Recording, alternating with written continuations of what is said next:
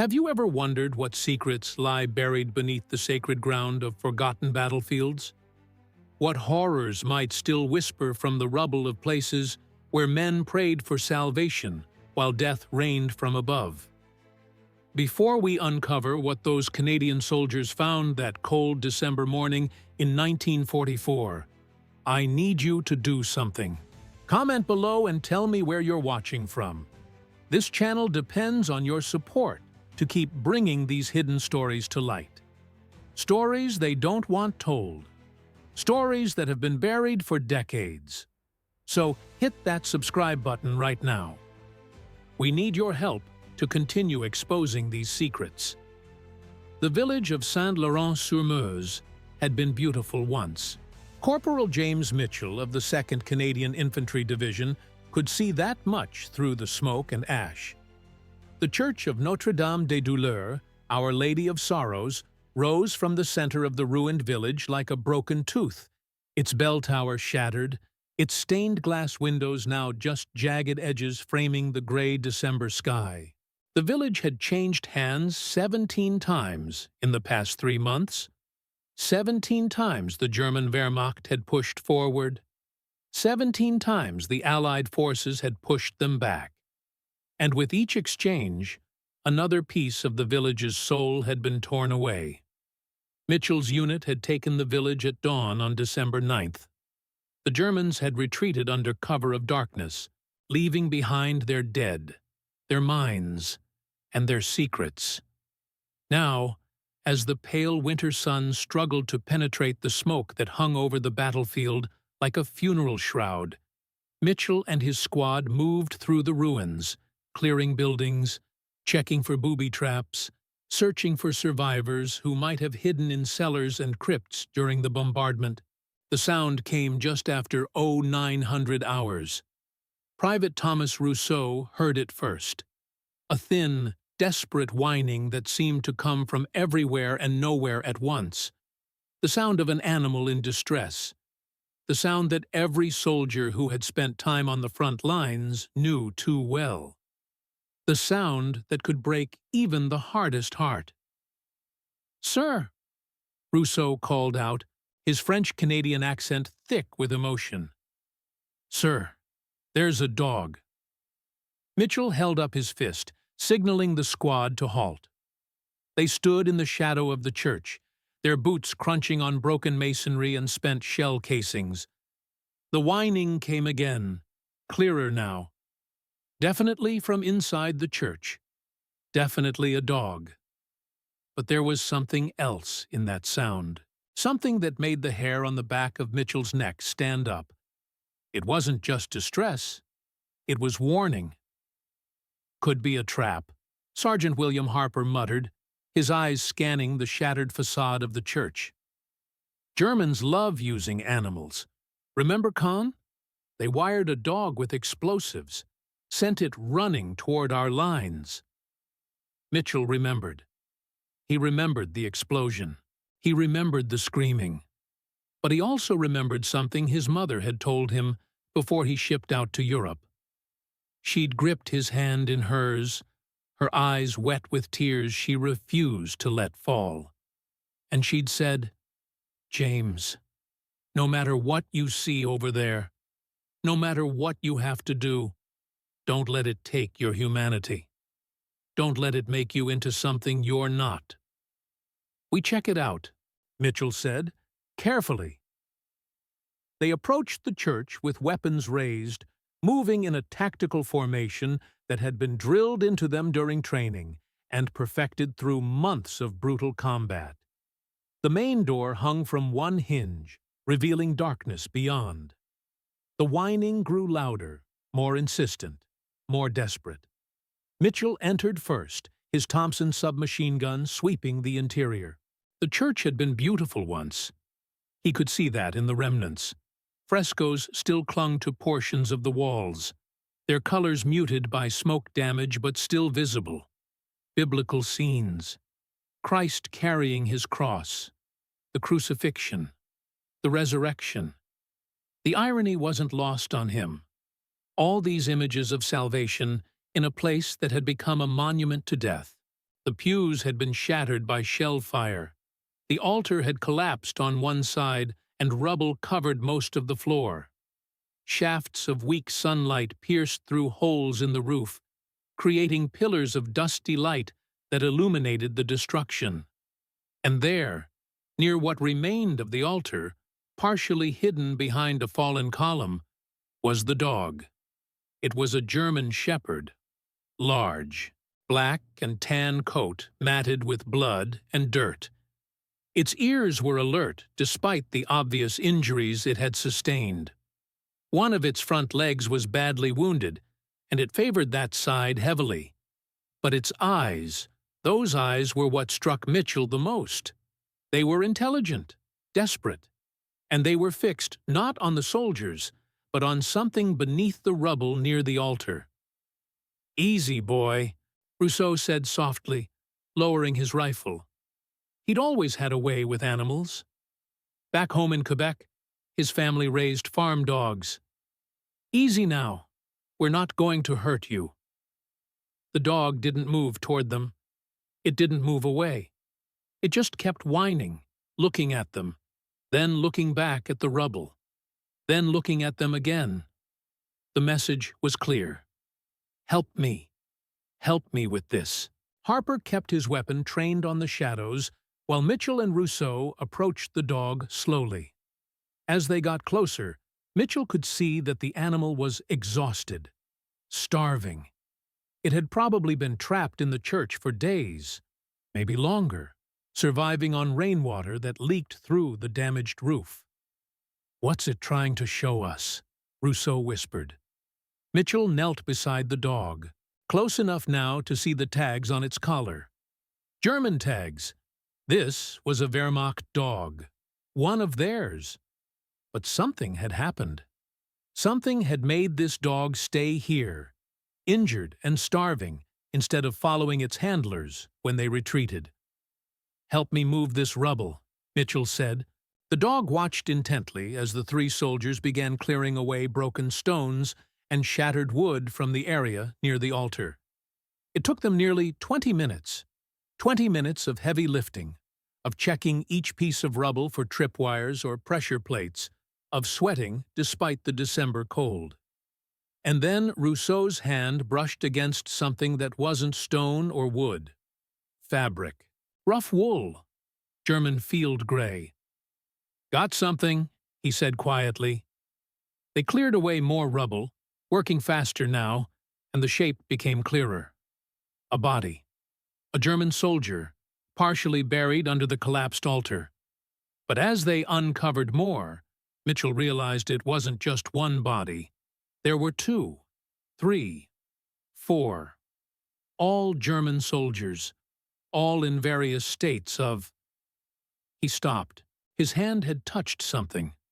Something that wasn't fabric or flesh. Something cold. Metal. He pulled at it carefully, and it came free from the rubble with a soft scraping sound. It was a collar. A dog collar. But not the one the living dog was wearing. This one was old. Leather cracked with age and exposure. And attached to it was a small metal capsule, the kind used to carry messages. "What the hell?" Harper breathed. Mitchell unscrewed the capsule with trembling fingers. Inside was a piece of paper, rolled tight. He unrolled it carefully. The paper was brittle, yellowed. The writing was in German, but also in French and English. 3 languages, same message. The date at the top made his blood run cold. November 1917. 27 years ago. "That's impossible," Rousseau said, looking over his shoulder. "That's from the last war, the Great War." But it was there, in faded ink, in 3 languages, as if whoever wrote it wanted to make absolutely certain the message would be understood, no matter who found it. Mitchell read it aloud, translating the German portions as best he could, with his limited understanding of the language. "To whoever finds this, by the grace of God or by the cruelty of fate, you have discovered what was meant to remain hidden. The village of Saint-Laurent-sur-Meuse holds a secret that transcends the borders of nations and the boundaries of wars. What lies beneath this altar is not merely the dead. It is a warning. It is a promise. It is a curse that has been passed from one generation of soldiers to the next. Mitchell paused. The dog had stopped whining. It sat now, watching them with those intelligent, knowing eyes, as if it understood, as if it had been waiting for someone to read these words. "The dogs know," the message continued. "They have always known. They guard this place not out of loyalty to any army or any nation, but out of loyalty to something older, something that existed before borders were drawn and flags were raised. In 1917, my unit discovered what the priests had hidden here. We tried to seal it away. We tried to forget. But the dogs remembered. And when this war came again, as we knew it would, the dogs returned." Harper's voice was tight when he spoke. "This is insane. This is some kind of psychological operation. Germans are messing with us." But Mitchell kept reading. "If you are reading this, then you have found the bodies of those who tried to stop what we started. They died trying to prevent what must not be prevented. The altar must remain collapsed. The chamber beneath must remain sealed. Whatever you do, do not attempt to enter the crypt. Do not attempt to move the stones that block the entrance. The dogs will fight you. They will die trying to stop you, because they understand what you do not. There are some doors that must never be opened, some secrets that must never be brought into the light." The message ended there. No signature, no identification. Just that warning, written in 3 languages, placed in a capsule on a dog collar, and buried beneath an altar that had now been destroyed twice. Once in 1917, once in 1944. 27 years apart. 2 different wars, but the same village, the same church, the same warning. Rousseau was the first to notice. "Sir," he said quietly, pointing. The rubble they had cleared away had revealed something else. Not more bodies, not more messages, but an opening, a gap between broken stones that led down into darkness, and from that darkness came a smell. Old, musty, but also something else, something chemical, something wrong. The German shepherd got to its feet, favoring its injured leg. It moved to stand between the soldiers and that opening. Its body language had changed completely. No longer desperate, no longer pleading. Now it was defensive. Now it was a guard dog doing what guard dogs do, protecting, warning, prepared to fight if necessary. "Back away," Mitchell ordered. "Slowly." They did. They moved back toward the entrance of the church, their eyes never leaving that opening in the floor, that dark gap that seemed to breathe cold air into the ruined sanctuary. The dog watched them retreat, but didn't follow. It stayed there, standing guard over that entrance, just as dogs had stood guard over it for 27 years. Just as dogs might stand guard over it for 27 more. Outside, in the gray December light, the 3 soldiers stood in silence. Finally, Harper spoke. "We report this, right? We report what we found." Mitchell looked at the message in his hands. Then he looked back at the church. Through the broken doorway, he could see the German shepherd, still standing guard, still watching, still warning. "We found a wounded dog in a bombed church," Mitchell said carefully. "We found the bodies of 4 German soldiers who died when the altar collapsed during the bombardment. We found evidence that this church was also damaged during the previous war. That's what we report." "And the message?" Rousseau asked. Mitchell struck a match. The old paper caught fire immediately. burning fast and hot in his palm until he had to drop it. They watched it turn to ash on the broken stones. "What message?" Mitchell said. They left Saint-Laurent-sur-Meuse that afternoon. The division was pushing east, chasing the retreating Germans toward the Rhine. They had no reason to return to that ruined village, no reason to think about that church, no reason to wonder about what might be hidden beneath its collapsed altar. But Mitchell couldn't stop thinking about it. In the truck that carried them toward the next battle, in the frozen foxholes where they spent Christmas 1944, in the hospitals where he recovered from the wounds he would receive in the Ardennes offensive, he thought about that dog, about those eyes, about that message written in 3 languages by someone who knew that wars repeat themselves, that history circles back on itself, that some places hold secrets that transcend time and reason. It wasn't until after the war, in 1947, that Mitchell learned the rest. He was working as a librarian in Halifax, trying to build a normal life, trying to forget the things he'd seen and done. But the past has a way of finding you. It came in the form of a letter, forwarded through military channels, from a man named Ernst Weber, a German veteran who had served with the Wehrmacht in France, who had been part of a unit that had retreated from Saint-Laurent-sur-Meuse in December of 1944. The letter was written in careful, formal English. "Corporal Mitchell," it began, "I hope this letter finds you well and at peace.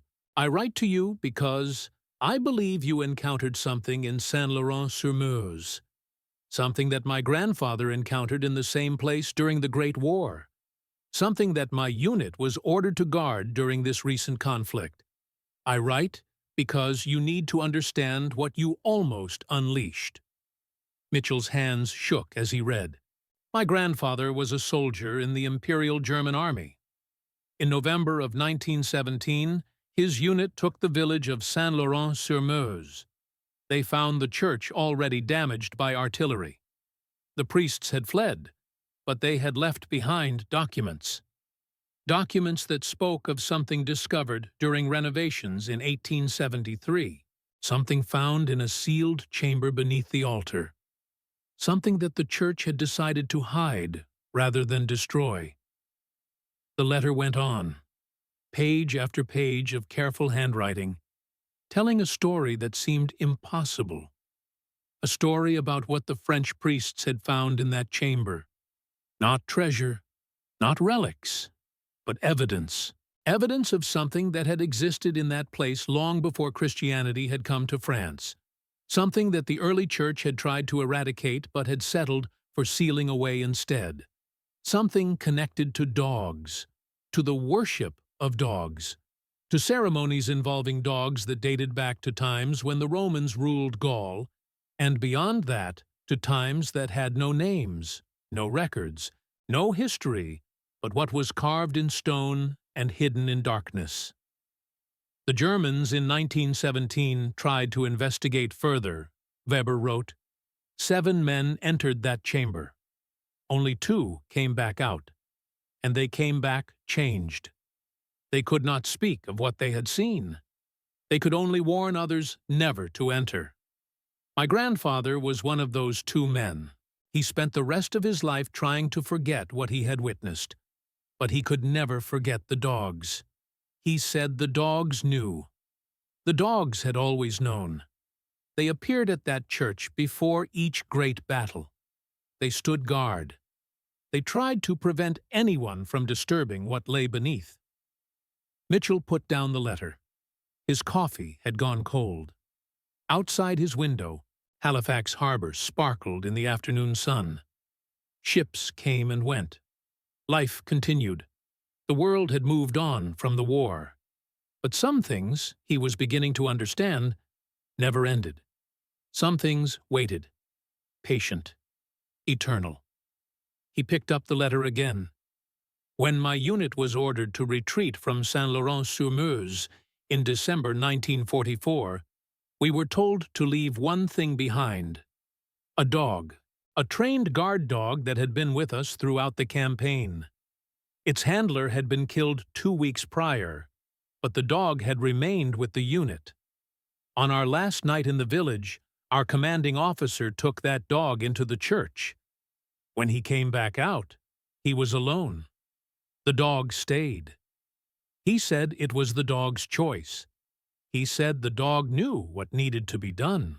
I thought he had lost his mind from battle stress. But now, reading your report that was filed with Allied intelligence, I understand. The dog stayed because the altar had been destroyed again. The entrance had been exposed again. And someone, something, needed to stand guard.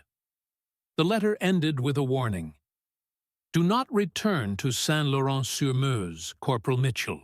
Do not attempt to investigate further. Some knowledge is not meant for the living.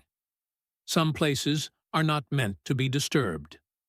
My grandfather died in 1939, just months after Germany invaded Poland. His last words were about the dogs. He said they knew.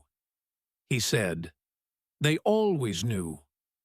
He said the next war would come, and they would return to stand guard once more, because what lies beneath that altar must never be allowed to rise. Mitchell burned the letter that night, just as he had burned the message he'd found in the church. But burning paper doesn't burn away memory. And memory, he was learning, is a kind of haunting all its own. Years passed. Mitchell married, had children, built a quiet life.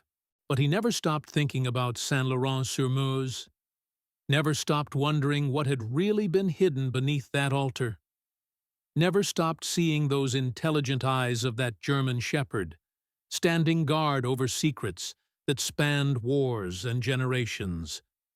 In 1963, he received a newspaper clipping in the mail. No letter, no return address, just a clipping from a French provincial newspaper, the text in French that he had to have translated. It was a brief article about the village of Saint-Laurent-sur-Meuse, about how the church was finally being rebuilt after 19 years of lying in ruins, about how construction workers had discovered something unusual during the excavation work. A sealed chamber beneath where the altar had once stood. A chamber that had been filled in with concrete sometime after the war ended. A chamber that, when they used ground-penetrating radar to examine it, showed no signs of anything inside. Just solid concrete. All the way down. 30 feet of concrete, poured in layers, sealing whatever had been there so completely that it would take a major industrial operation to ever reach it again. But that wasn't what made Mitchell's blood run cold. It was the final paragraph of the article. Workers report that during the excavation, they were regularly visited by stray dogs. The dogs would sit at the edge of the construction site for hours, watching. Never aggressive, never approaching, just watching. Local villagers say the dogs have been appearing at the church site for as long as anyone can remember. Some say they are the ghosts of war dogs who died in the battles. Others say they are the descendants of dogs that were trained to guard the church during the wars. But the foreman of the construction crew has a different theory. He says the dogs are waiting for the day when the concrete cracks, when the seal weakens, when whatever was buried beneath that altar tries to rise again. Mitchell never received another clipping, never received another letter. But he followed the news from France whenever he could. And every few years, there would be a small story, a brief mention, about Saint-Laurent-sur-Meuse, about its church, about the dogs that still appeared there, sitting, watching, waiting. In 1982, a historian from the University of Paris published a paper about the church, about its unusual history, about how records showed that there had been some kind of pagan temple on that site long before Christianity came to France, about how the early Christians had built their church on top of that temple, as they often did, trying to supplant old beliefs with new ones. But this particular temple had been different. It had been dedicated to something the Romans called Cerberi cultus, the worship of Cerberus, but not the three-headed dog of Greek mythology. Something older, something that predated even Roman understanding, something that the Gauls who lived in that region had worshipped in secret, even after the Romans conquered them, even after Christianity converted them. Something that involved dogs as guardians, dogs as protectors, dogs as the living barrier between this world and something else, something that should not cross over, something that should never be allowed to walk in daylight. The historian's paper was dismissed by most academics. Too speculative, too dependent on fragmentary evidence and local folklore. But Mitchell read it, and he understood. The dots connected themselves. The pattern emerged. Every few decades, a war would come to that region. Every few decades, that church would be damaged. Every few decades, the seal would be weakened. And every few decades, the dogs would return. Not by coincidence, not by chance, but by purpose, by necessity, by ancient compact that transcended human understanding. Today is the 21st of November, 2024. Mitchell is 87 years old now. He lives in a care facility in Nova Scotia. His children visit on Sundays. His grandchildren bring him pictures they've drawn. He smiles and nods and pretends that his mind is failing, that his memories are confused, that the war years are just a blur of noise and chaos, that he can barely remember. But every night, when the facility grows quiet and the nurses make their rounds, he lies awake, thinking, remembering, wondering. Because in 2014, 70 years after he knelt in that ruined church and found that message, he received one final communication. Not a letter this time, not a clipping, but a video file sent to his email address by an anonymous sender. The subject line read only, "They are still watching." The video was grainy, shot on a mobile phone. It showed the Church of Notre-Dame des Douleurs, fully rebuilt now, standing pristine and beautiful in the center of Saint-Laurent-sur-Meuse. The camera panned across the village square, showing tourists taking photographs, children playing, life continuing as it always does. And then the camera focused on the church steps, on the dogs sitting there, 7 of them, all German shepherds, all sitting in perfect formation, all facing the church doors, not moving, not barking, just sitting, watching, waiting. The video was dated August 4th, 2014, exactly 100 years after the start of the First World War. 100 years after the conflict that would eventually bring soldiers to that village, to that church, to that secret buried beneath stone and prayer. Mitchell watched that video 17 times before he finally understood. The dogs weren't waiting for something to escape. They were waiting for something to arrive. Or, perhaps, they were waiting for someone. Someone who would be foolish enough or curious enough or desperate enough to break the seal that 30 feet of concrete had created. Someone who would open that door again. But who would do such a thing? And more importantly, why? The answer came from an unexpected source. In 2016, a documentary filmmaker named Sarah Chen contacted Mitchell. She was working on a project about war animals, about the dogs and horses and pigeons that had served alongside soldiers throughout history. Someone had given her Mitchell's name as a veteran who had encountered a military working dog during the war. She wanted to interview him, wanted to hear his stories. Mitchell agreed to meet her, but only on one condition: that she tell him everything she knew about military working dogs in France during World War II. Everything. even the classified parts, even the parts that didn't make it into official histories. Chen was puzzled by the request, but she was thorough in her research, and what she uncovered made Mitchell's hands tremble as he listened. There was a program, Chen explained, sitting across from him in the visiting room of his care facility. It was never officially acknowledged, but multiple sources confirm it existed.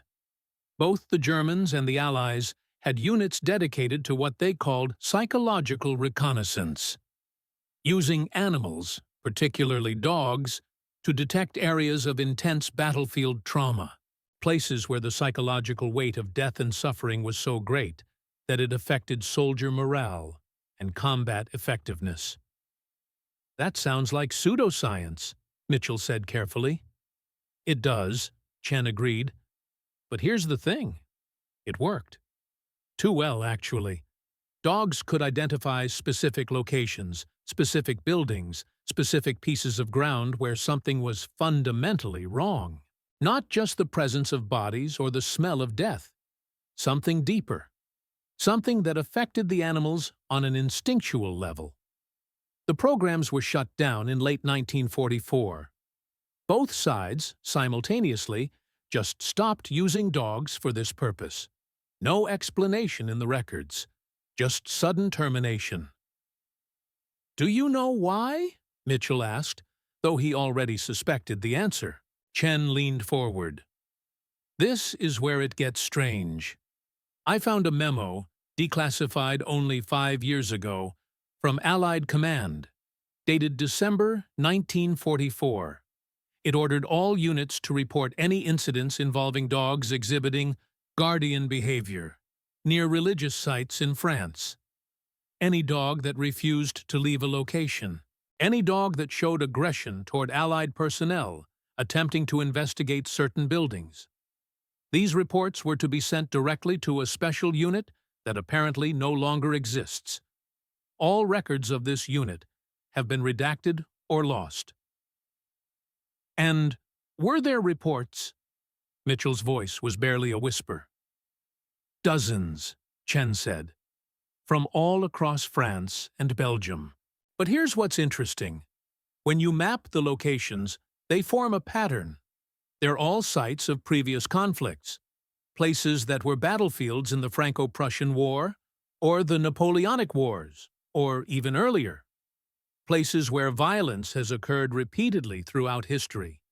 And in almost every case, there are local legends about dogs appearing before battles. Dogs that warn of coming bloodshed. Dogs that guard something that shouldn't be disturbed." Mitchell closed his eyes. The pattern wasn't just real. It was vast. Saint-Laurent-sur-Meuse wasn't unique. It was part of something much larger. A network of sites. A constellation of secrets. All guarded by dogs that appeared when needed. That served purposes beyond human command. That answered to some ancient imperative that transcended nations and armies and wars. "There's one more thing," Chen said quietly.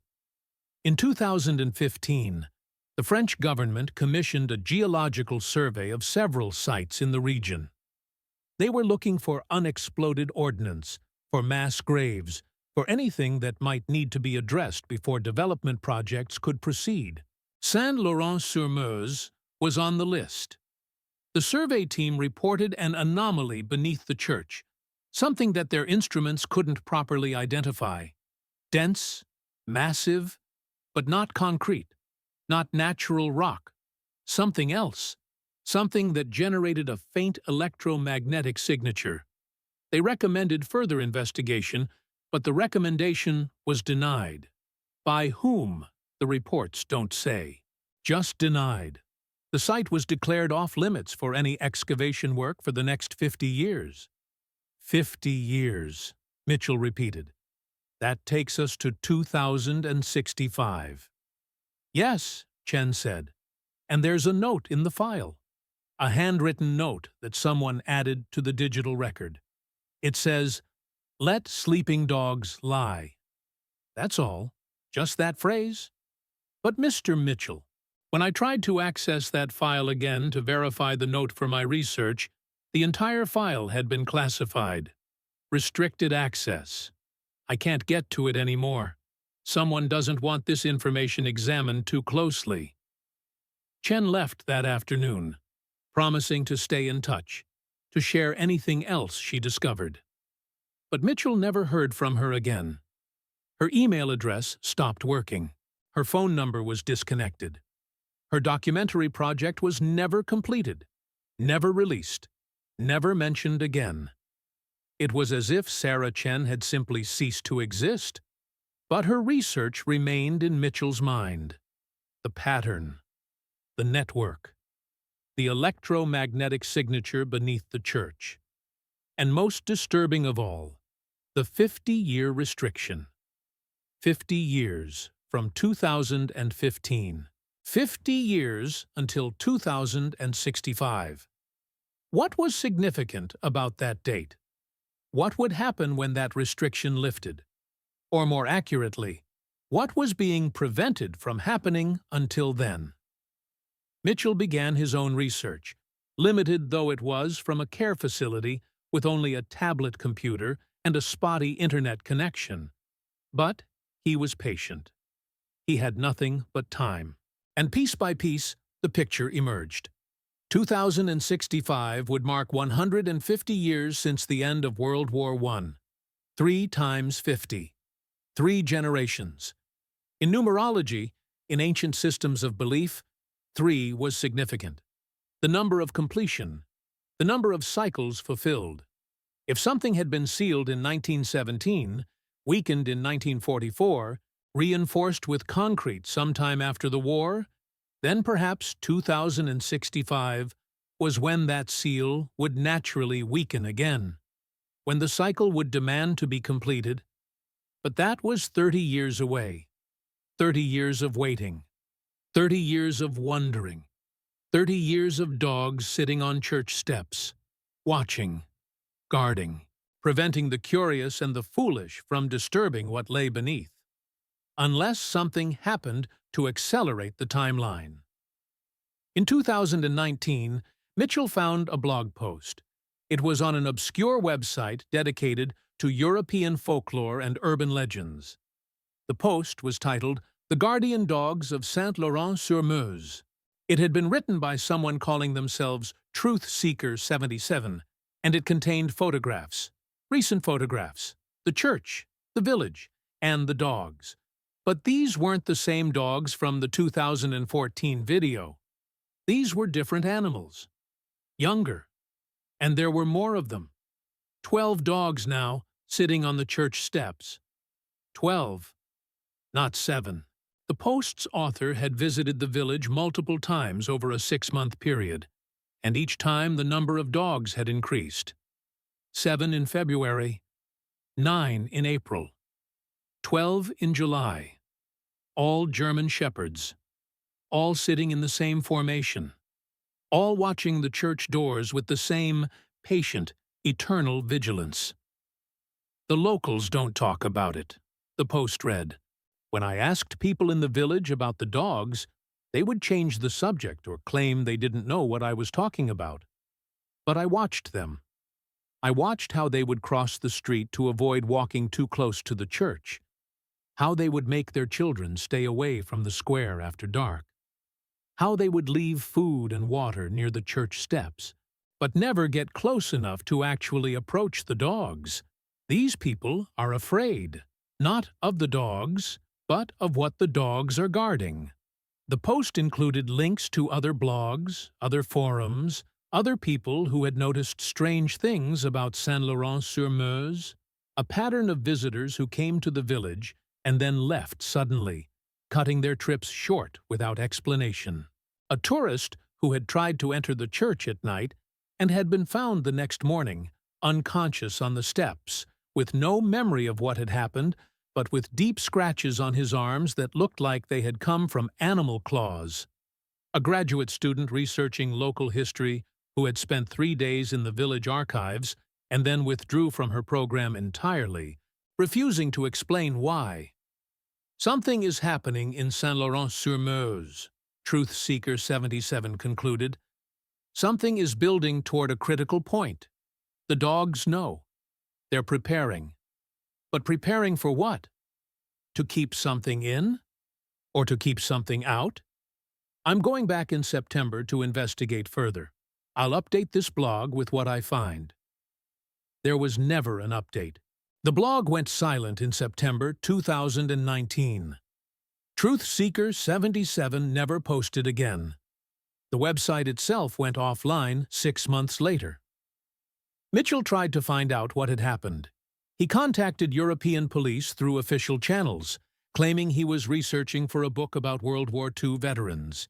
He gave them the username, asked if there had been any missing persons reports from Saint-Laurent-sur-Meuse in late 2019. The response was polite, but unhelpful. Privacy laws prevented them from sharing such information. But between the lines, Mitchell could read the truth. Yes, someone had gone missing. Yes, it was connected to the village. No, there was nothing more that could be said. The pandemic came in 2020. The world shut down. Travel stopped. And for 2 years, Mitchell had no way of knowing what was happening in that village in France. No way of knowing if the dogs were still there, if they were still watching, if the seal was still holding. But in 2022, as the world began to open up again, a new video appeared online, posted to a video-sharing platform by an account with no other content, no profile information, no history, just one video, 4 minutes and 37 seconds long. Shot from a distance, probably with a telephoto lens, showing the church of Notre-Dame des Douleurs at dusk. The dogs were still there, but now there were 23 of them. 23 German shepherds sitting on the church steps, arranged in 3 rows, 7 in front, 8 in the middle, 8 in back. A formation, a structure, a deliberate arrangement that spoke of purpose and intelligence. And then, at the 2-minute mark of the video, something happened that made Mitchell's heart stop. The church doors opened, not pushed by wind, not pulled by human hands. They simply opened, swinging inward smoothly, revealing darkness beyond, and the dogs stood, all of them, in perfect unison. They stood, and they moved, not into the church, but closer to the doors, forming a barrier, a living wall between whatever lay inside and the world outside. The video lasted another minute, showing the dogs holding that position. Then the church doors closed. Again, smoothly, deliberately, as if operated by unseen hands. And the dogs sat back down, back to their vigil, back to their eternal watch. The video had been viewed 47 times before Mitchell found it. He watched it himself, then checked again an hour later. Now it showed 49 views. He watched it 3 more times, studying every frame, looking for any sign of fakery, any evidence of digital manipulation. He found none. This was real. This was happening. The seal was weakening. The barrier was failing. And the dogs were responding, increasing their numbers, strengthening their guard. But how long could they hold? And what would happen when they couldn't anymore? Mitchell tried to contact authorities. He wrote to the Canadian Embassy in France. He wrote to military historians. He wrote to the Catholic Church, thinking that perhaps they would understand, that perhaps they had knowledge of what lay beneath their church, what their predecessors had sealed away. Every letter he sent received either no response or polite dismissals, the ravings of an old man, the confusion of age and wartime trauma. Nothing to be concerned about. But Mitchell wasn't confused. His mind was clearer than it had been in years, crystal clear. And in that clarity, he understood something terrible. The authorities did know. They had always known. The 50-year restriction wasn't random. The classified files weren't accidents. The missing researchers weren't coincidences. Someone, somewhere, in some government office or military command or religious hierarchy, knew exactly what was happening in Saint-Laurent-sur-Meuse. And they had decided that the best course of action was to do nothing, to wait, to hope that the dogs could hold, to pray that the seal would last just a little longer, to postpone the inevitable rather than confront it, because confronting it would require acknowledgement. Acknowledgement would require explanation. And how do you explain to a modern, rational, scientific world that there are places where the old darkness still presses against reality? Places where the barriers between what is and what should not be have worn thin? Places where dogs stand guard not out of training or loyalty, but out of ancient compact with forces that predate human civilization? You don't. You can't. So you classify the files. You redirect the researchers. You enforce the restrictions. You let the dogs do what they have always done. And you hope. You hope that whatever bargain was struck in the darkness of prehistory, whatever agreement was made between humanity and the things that lurk beyond the light, that bargain will hold for one more generation, one more cycle, one more turning of the wheel. But hope is not a strategy. And bargains, Mitchell knew from long experience, always come due. It is now November of 2024. Mitchell is 87 years old. In 3 weeks, it will be 80 years since he knelt in that ruined church and found that first message. 80 years since he made the decision to burn it, to keep the secret, to let sleeping dogs lie. For 80 years, he has carried the weight of that decision. The weight of knowing. The weight of wondering if he made the right choice. Last week, he received a package. No return address. Inside was a photograph. Recent. High resolution. Professional quality. It showed the church of Notre-Dame des Douleurs, and on its steps sat 41 dogs. 41 German shepherds, arranged in formation, watching the doors with patient, knowing eyes.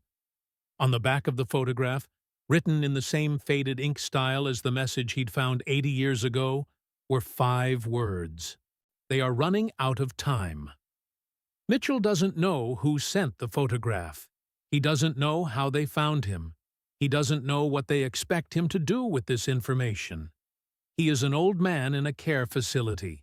He has no power, no authority, no ability to affect what happens in a village on the other side of the Atlantic Ocean. But he knows this. The number of dogs is increasing exponentially.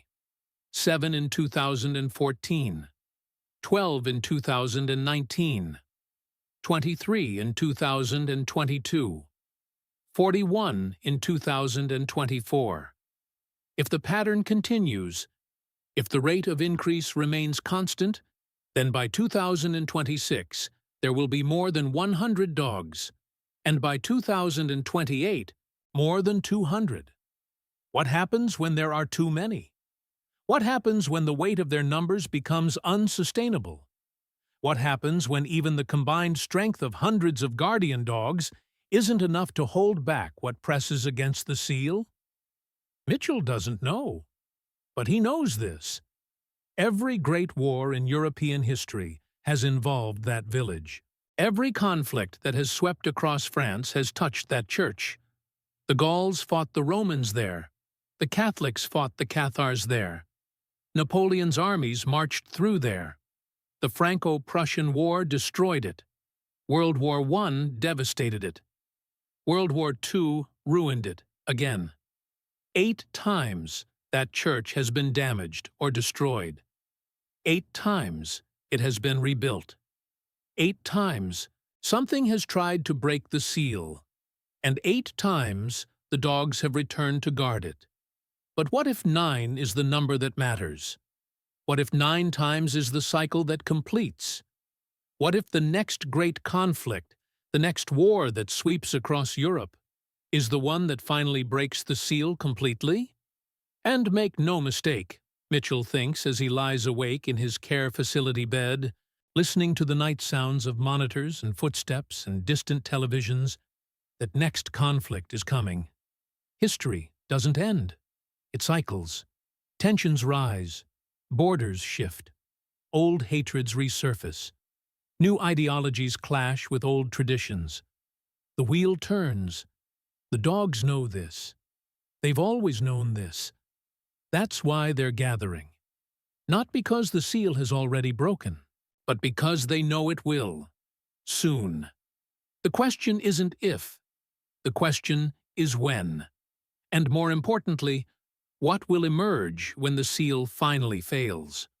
What has been pressing against that barrier for centuries, growing stronger with each war, feeding on the violence and suffering that humans bring to that ground again and again? What waits in the darkness beneath 30 feet of concrete and stone and prayer? Mitchell doesn't know, but he knows this.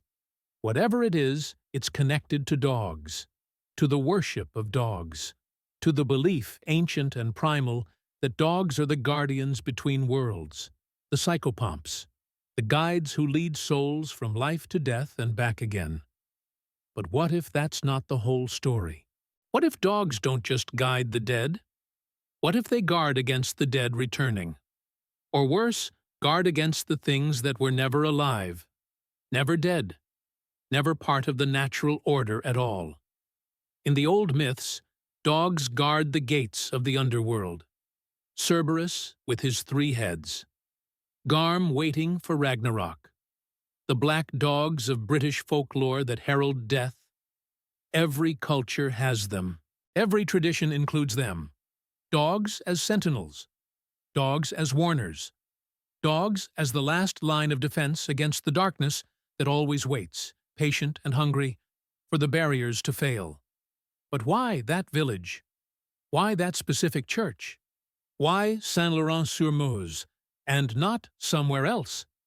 Mitchell has thought about this question for 80 years, and he has come to a conclusion that terrifies him. It's not that the village is special. It's that it's typical.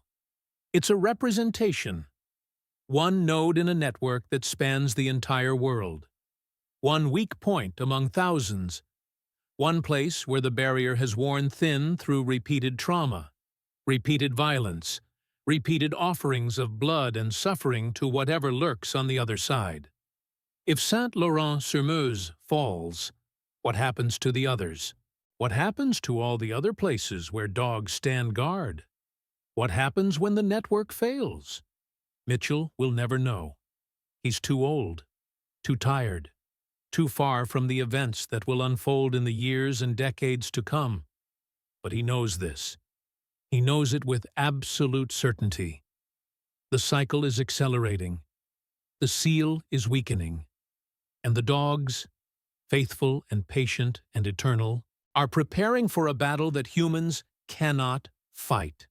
A battle that humans cannot even properly perceive. A battle in the spaces between thought and dream, between matter and shadow, between the world as we understand it and the world as it truly is. There is only one defense against what's coming. One protection that has withstood every test throughout human history. Faith. Not the weak faith of convenience, not the comfortable faith of Sunday services and Christmas carols, but the deep, bone-level faith of people who understand that there are forces in this world that cannot be reasoned with, cannot be negotiated with, cannot be defeated by human strength alone. Mitchell is not a particularly religious man. He was raised Catholic, attended church irregularly, let his faith lapse during the war years when he saw what humans could do to each other, and questioned whether any God would allow such suffering. But now, at 87, staring into the darkness of his care facility room, he finds himself praying. Not for himself. His time is nearly done. But for those who will come after. for the soldiers and the scholars, and the curious and the foolish, who will eventually face what lies beneath that church in Saint-Laurent-sur-Meuse.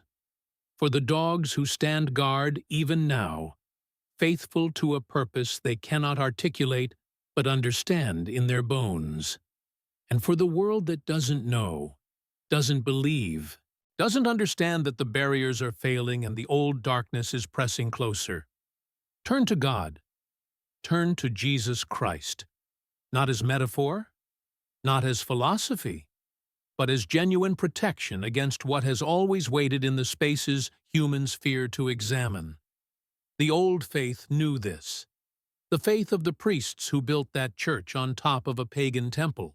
The faith of the soldiers who sealed the chamber and left warnings in 3 languages. The faith of the dogs who return again and again to stand guard over darkness. That faith is not weakness. It is the strongest weapon humanity has ever possessed. And in the years to come, in the conflicts that approach like storm clouds on the horizon, that faith may be the only thing that stands between civilization and the abyss.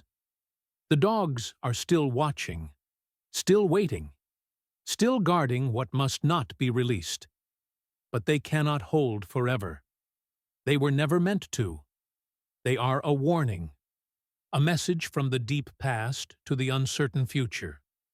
A message written not in words, but in loyalty and sacrifice and eternal vigilance. Pay attention. Prepare. Strengthen your faith. Because the seal is breaking. The cycle is completing.